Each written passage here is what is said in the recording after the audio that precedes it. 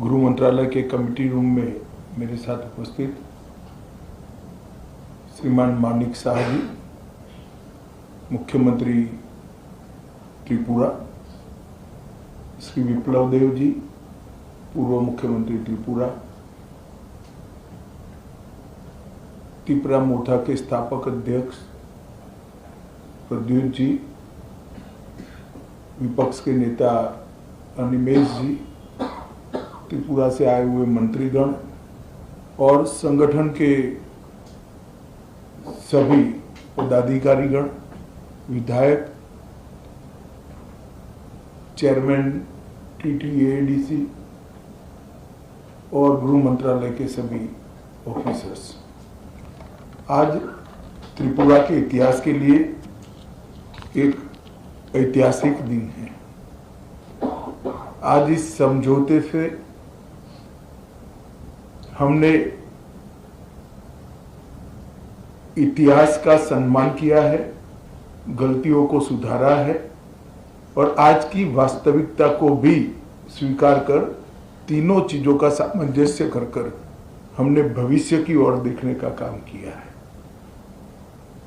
इतिहास जो है उसको कोई बदल नहीं सकता, मगर उसमें जो गलतियां हुई है इसको सीखकर आज की वास्तविकताओं को नजर में रखकर हम आगे जरूर बढ़ सकते हैं।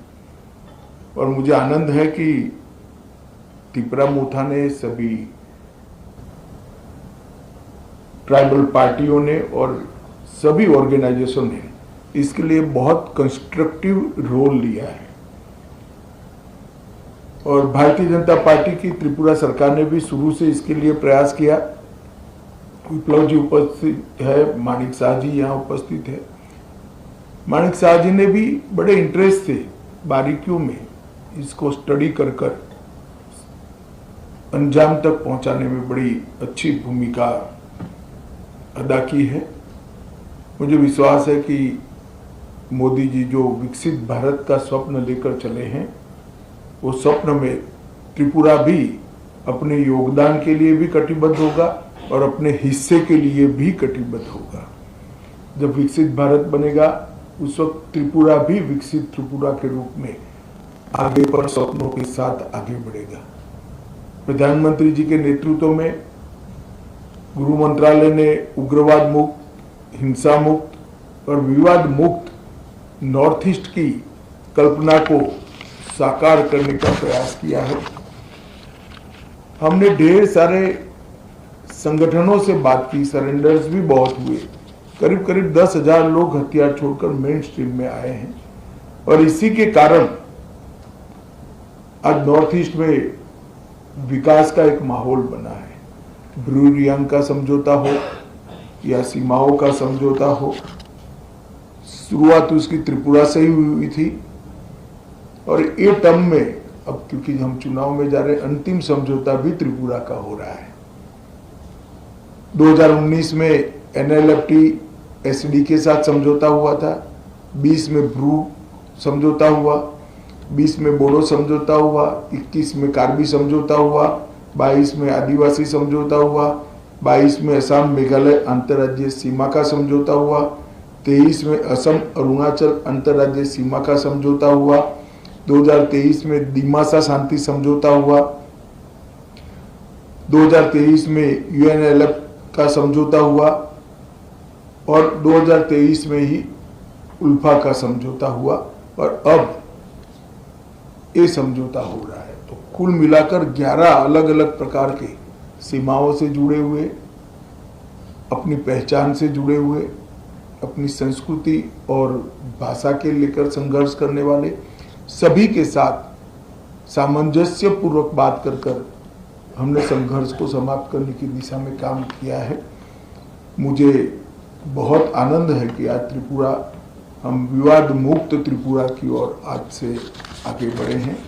मैं प्रद्युत देव जी को बहुत बहुत धन्यवाद करना चाहता हूं। भारत का इतिहास है, जब विभाजन की विभीषिका पूरा देश झेल रहा था, तब बांग्लादेश के सभी हिंदू परिवारों को शरण देने का काम आपके दादा ने किया था। महात्मा गांधी की अपील को उन्होंने सम्मान किया था, मगर बाद में कुछ ऐसी बातें हुई कि मतभेद भी हुए, थोड़े संघर्ष भी हुए। आज सभी लोग एक साथ मिलकर आगे बढ़ने का निर्णय कर आगे बढ़ रहे हैं। उस वक्त मैं इतना विश्वास दिलाना चाहता हूं कि आपके अधिकारों के लिए आपको कभी अब संघर्ष नहीं करना पड़ेगा। भारत सरकार 2 कदम आगे उठकर सभी के अधिकारों की रक्षा करे, अधिकार की रक्षा हो, इस प्रकार का तंत्र विकसित करेगी। मैं फिर से सभी स्टेक होल्डर्स का बहुत बहुत धन्यवाद करता हूं। मैं एक बात जरूर कहना चाहूँगा, हमारे संदीप पात्रा जी ने भी बहुत बारीकी से, और पॉलिटिकल कारणों से मैं बड़ा व्यस्त चल रहा था, फिर भी मेरा समय खींचकर छीनकर इसको अंजाम तक पहुंचा है, तो पात्रा साहब का भी मैं धन्यवाद करता हूं। और आईबी की ओर से हमारे जो नेगोशिएटर हैं और जिन्होंने समझौते को मूर्त रूप दिया है, इस सभी को धन्यवाद कर मेरी बात की समाप्ति करता हूं। सभी को बहुत बहुत शुभकामनाएं और धन्यवाद।